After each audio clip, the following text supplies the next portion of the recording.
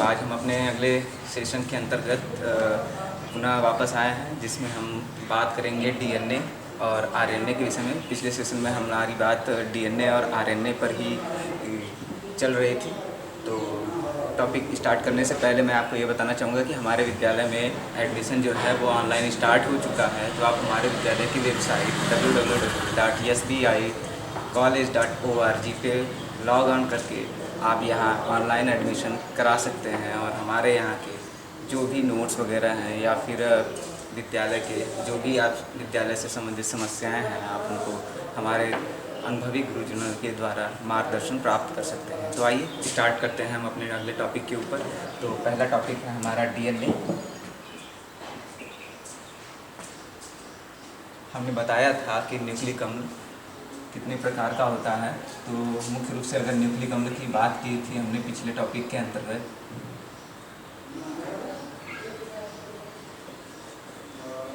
Nucleic अम्ल के basis के बारे में हमने बात की थी। तो मैंने बताया था कि न्यूक्लिक अम्ल 3 मुख्यतः चीज़ों से बना हुआ होता है, जिसके अंतर्गत पहला है आपका 5 कार्बन वाली शर्करा,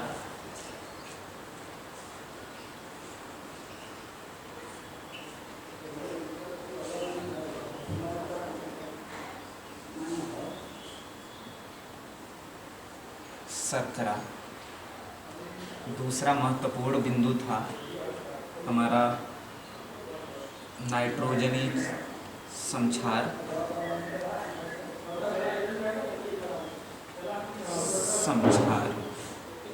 और तीसरा था हमारा महत्वपूर्ण पार्ट फास्फोरिक बंध।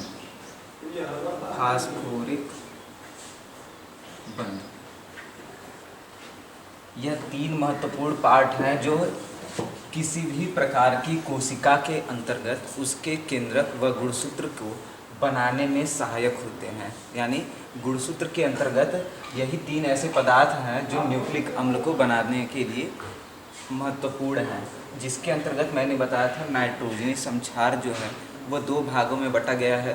पहला प्यूरीन है, दूसरा पिरिमिडीन बेस है। ठीक है,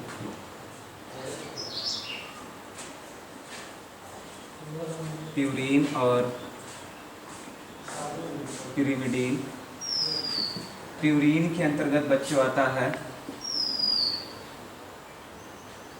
एडिनिन और गुआनिन, जबकि पिरिमिडीन के अंतर्गत आता है साइटोसिन व थायमिन। यह 2 प्रकार से बटा हुआ है। इसके अंतर्गत अगला आता है फास्फोरिक बंध। अब इन 3 चीज़ों से न्यूक्लिक अम्ल भी 2 भागों में विभाजित किया गया। यानी न्यूक्लिक अम्ल 2 प्रकार का होता है, जिसके अंतर्गत पहला हमारा आता है डीएनए। ठीक है, यानी टाइप्स ऑफ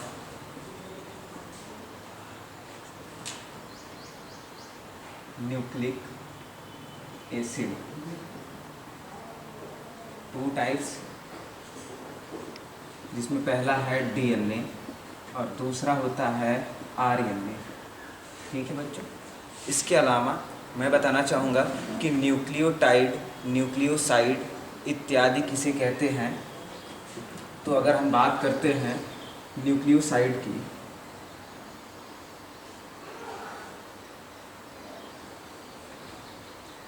न्यूक्लियोसाइड की बात करते हैं तो न्यूक्लियोसाइड कैसे बनता है, इसके बनने के लिए यह 2 चीज़ें आवश्यक होती हैं। यानी जब 5 कार्बन वाली शर्करा और नाइट्रोजनी समक्षार जो है यह आपस में संयुग्मित होता है तो न्यूक्लियोसाइड बनता है। ठीक है, यानी न्यूक्लियोसाइड इक्वल टू 5 कार्बन शर्करा प्लस नाइट्रोजनी समक्षार।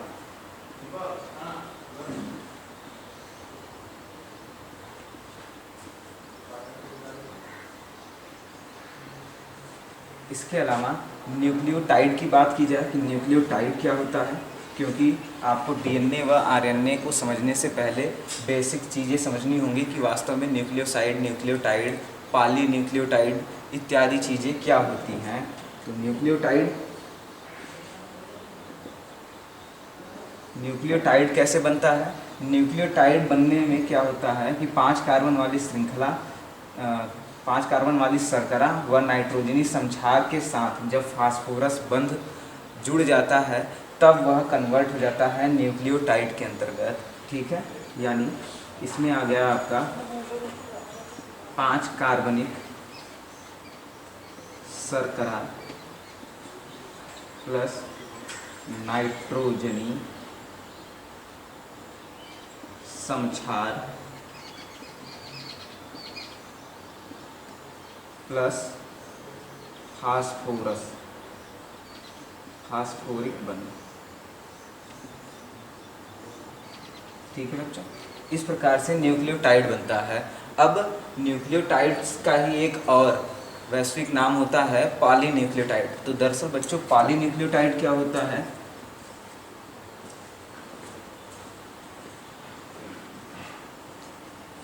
पॉलीन्यूक्लियोटाइड दरअसल मल्टीपल न्यूक्लियोटाइड का ही एक समूह होता है, या कह सकते हैं कि ढेर सारे न्यूक्लियोटाइड मिलकर संगठित होकर पॉलीन्यूक्लियोटाइड को बनाते हैं। ठीक है, तो यहाँ हम लिख सकते हैं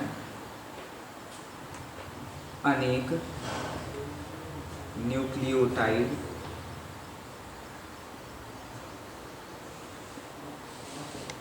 का समूह।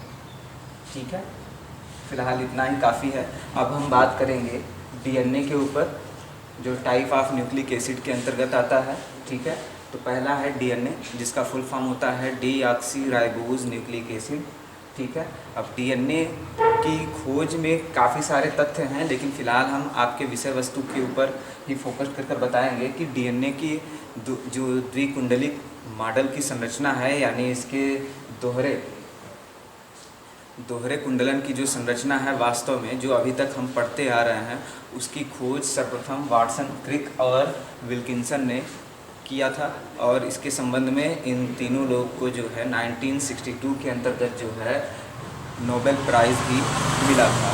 तो हम बात करते हैं डीएनए के ऊपर कि डीएनए किन चीज़ों से मिलकर बना है। तो बेसिकली मैंने बताया कि न्यूक्लिक अम्ल जो ये 3 चीज़ें हैं, इन्हीं 3 चीज़ों से मिलकर डीएनए भी बना है, और इन्हीं 3 चीज़ों का समायोजन है वो आरएनए में भी होगा। और डीएनए के लिए हम देखते हैं डीएनए दोहरी कुंडलित संरचना है, जो कुछ इस प्रकार से आपको दिखाई देगी।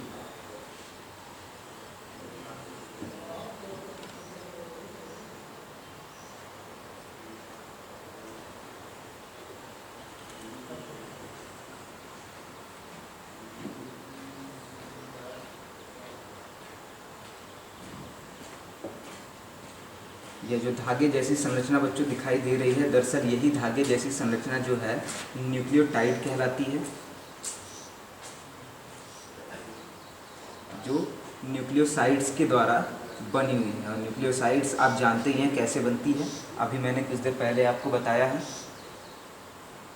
यह प्रत्येक धागे जैसी संरचना जो है एक के ऊपर एक कुंडलित होकर ओवरलूप करके एकांतर क्रम में ओवरलूप करते हुए यह आगे की तरफ बढ़ती है। सबसे खास बात यही आपको रखना है कि डीएनए की जब भी संरचना आपको बनानी है, तो इसके जो भी दोनों न्यूक्लियोटाइड्स हैं, इनको ऊपर नीचे के क्रम में आपको रखना है। अर्थात अगर यह वाली सिरा जो है आप ऊपर रखते हैं, या हमारी ये वाली सिरा जो है वो ऊपर है, तो अगले ही चरण में यह वाली सिरा जो है वो नीचे हो जाएगी, कुछ इस तरह से। और फिर आगे चलकर यही वाला जो सिरा है पुनः ऊपर हो जाता है। इस प्रकार से यह एकांतर क्रम में होता है। इसके अलावा इसके अंदर 4 प्रकार के नाइट्रोजनी समक्षार विशेष क्रम में लगे रहते हैं, जिन्हें हम एटीसीजी यानी एडिनिन के साथ थायमिन और साइटोसिन के साथ गुआनिन, वह कुछ इस प्रकार से लगा रहता है। यानी एडिनिन के साथ डबल बांड के साथ थायमिन होता है, जबकि साइटोसिन के साथ ट्रिपल बांड के साथ गुआनिन होता है। ठीक है बच्चों, इसी क्रम में यह चारों न्यूक्लियोटाइड डीएनए में एक क्रम के अंतर्गत लगे होते हैं, जैसे कि यहाँ मैं आपको बनाकर दिखा दे रहा हूँ।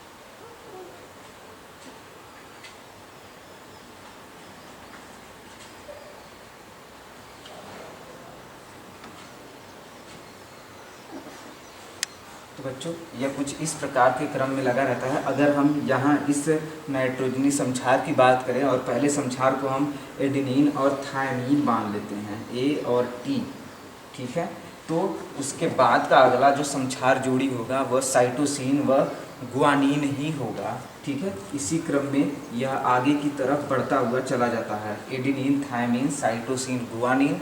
अगले क्रम में फिर एडेनिन और थायमीन आएगा, साइटोसिन और गुआनिन आएगा। इसके अलावा इसकी लंबाई तो बहुत ज़्यादा होती है, लेकिन चौड़ाई की बात की जाए तो डीएनए की वास्तविक चौड़ाई जो है 20 एंगस्ट्राम बताई गई है, ठीक है, 20 एंगस्ट्राम।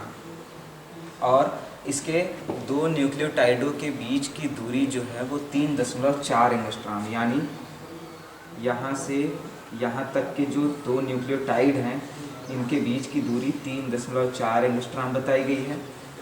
इसके अलावा डीएनए के एक कुंडलन में 10 न्यूक्लियोटाइड्स के समखंड आते हैं। 10 न्यूक्लियोटाइड कैसे आएंगे बच्चों, देखिए यहाँ से अगर हम कुंडलन करते हैं स्टार्ट, तो 1 2 3 4 5 6 7 8 9 और 10 यहाँ तक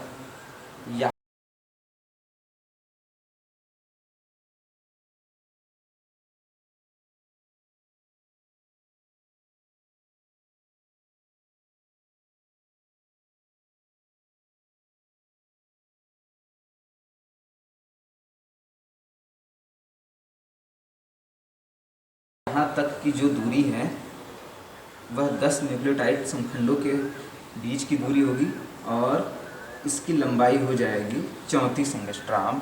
और कभी भी डीएनए का सैंपल एक कुंडलन के बीच को ही लिया जाता है, यानी सैंपलिंग के लिए मैक्सिमम कम से कम एक कुंडलन की दूरी का डीएनए खंड आपके पास होना जरूरी है, ठीक है। तो इस प्रकार से ये इसकी कुछ बेसिक जानकारी है, जिसमें 3.4 एंगस्ट्राम, 34 एंगस्ट्राम इसके एक कुंडलन के बीच की दूरी, 20 एंगस्ट्राम इसकी चौड़ाई। अब आगे हम बात करते हैं आरएनए की। तो आरएनए भी उसी प्रकार से जो है वो डीएनए के ही खंड पर जो है इसका निर्माण होता है, यानी केंद्रक के अंतर्गत ही आरएनए का भी निर्माण होता है। डीएनए और आरएनए में सिर्फ इतना ही फर्क है कि डीएनए द्विकुंडलित, यानी इसमें 2 न्यूक्लियोटाइड होते हैं, द्विकुंडलित संरचना होती है। इसकी पहली खूबी डीएनए की बच्चों कि यह द्विकुंडलित संरचना है, द्विकुंडलित, यानी इसमें 2 न्यूक्लियोटाइड पहला और दूसरा ये होते हैं, जबकि आरएनए एक कुंडलित होता है, एक कुंडलित। इसके अलावा डीएनए के अंतर्गत एडेनिन के साथ थायमीन होता है नाइट्रोजनी समक्षार में, जबकि आरएनए में एडेनिन के साथ यूरेसिल होता है।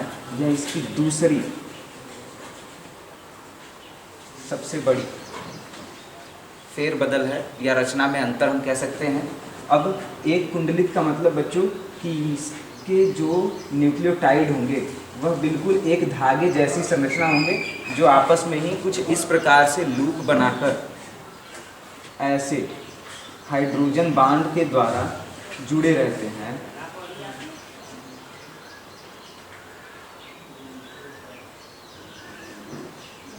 कुछ इस प्रकार से जुड़े रहते हैं, जहां AUCG का फॉर्म चलता है, ठीक है बच्चों। इसके अलावा आरएनए का प्रकार की बात करते हैं तो आरएनए का मुख्य रूप से 4 प्रकार हैं, जिसके अंतर्गत बेसिकली 3 लोग जानते हैं। आरएनए का 4 प्रकार का नाम क्या क्या है?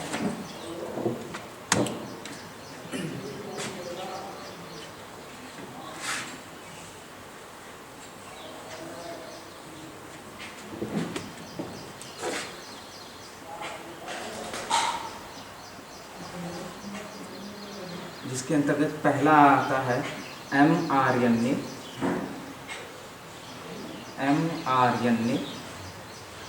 जिसको हम मैसेंजर आरएनए कहते हैं। दूसरा आता है tRNA, जिसको हम ट्रांसफ़र आरएनए कहते हैं। तीसरा आता है आरआरएनए, जिसको हम राइबोसोमल आरएनए कहते हैं। और चौथा आता है आपका वीआरएनए, जिसको हम कहते हैं वायरल आरएनए। तो बच्चों आज के लिए बस इतना ही। अगले सेशन में हम आपको आरएनए के टाइप्स और इसके कार्यों के बारे में बताएंगे। उम्मीद करते हैं आपको यह सेशन समझ में आया होगा। किसी भी प्रकार की समस्या होने पर हमें कमेंट बॉक्स में ज़रूर बताएं, लाइक करें और शेयर करें। धन्यवाद।